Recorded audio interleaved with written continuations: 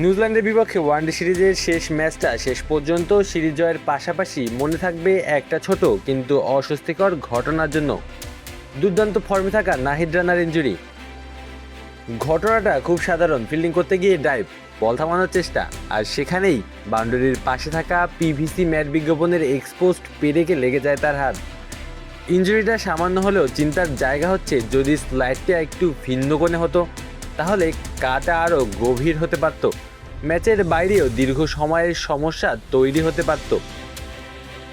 এই জায়গা থেকেই বড় প্রশ্ন হয়ে যায়, আন্তর্জাতিক ম্যাচে এমন ঝুঁকিপূর্ণ জিনিস মাঠে থাকে কেন? ক্রিকেট মাঠে আমরা যে বিজ্ঞাপন দেখি সেটা শুধু রং কিংবা ব্র্যান্ডিং না, এটা বিশাল এক অর্থনীতির অংশ। বাউন্ডারি লাইন আর বোলিং এন্ডের জায়গাগুলো সবচেয়ে দামি বিজ্ঞাপন স্পেস, কারণ প্রতিটা বল, প্রতিটা ক্যামেরা শট সেখানেই ফিরে আসে। এক সেকেন্ডের উপস্থিতিও ব্র্যান্ডের জন্য বড় মূল্য।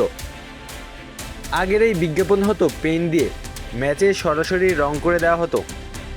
তখন সমস্যা ছিল অনেক, সিরিজের মাঝে রং ফিকে হয়ে যেত, ঘাস ক্ষতিগ্রস্ত হতো, আর টেলিভিশন ফ্রেম বদলালে বিজ্ঞাপন হারিয়ে যেত। এরপর আসে পিভিসি বা ম্যাট বিজ্ঞাপন। এই ম্যাট বসাতে যে পেরেক ব্যবহার করা হয় সেগুলো যদি পুরোপুরি ঢেকে না রাখা হয় তাহলে সেটাই মাঠে ছোট্ট কিন্তু বিপজ্জনক ফাঁদ হয়ে যায়। খেলোয়াড় যখন দৌড়ায়, হঠাৎ স্লাইড করে বা ডাইভ দেয়, তখন এক মুহূর্তেই বড় ইনজুরির সম্ভাবনা তৈরি হয়।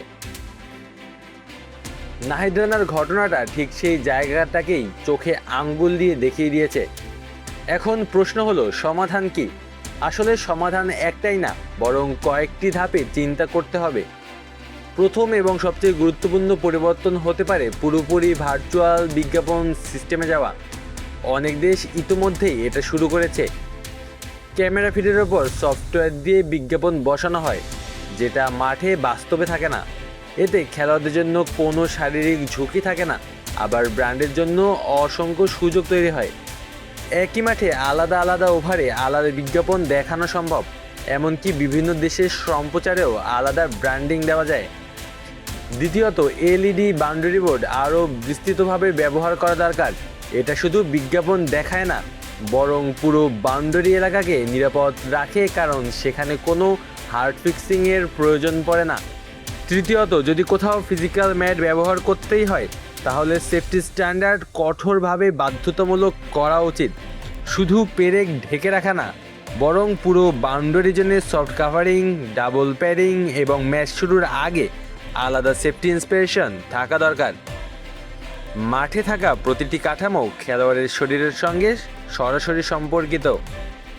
আলো আসি তালুকদার, অন ফিল্ড।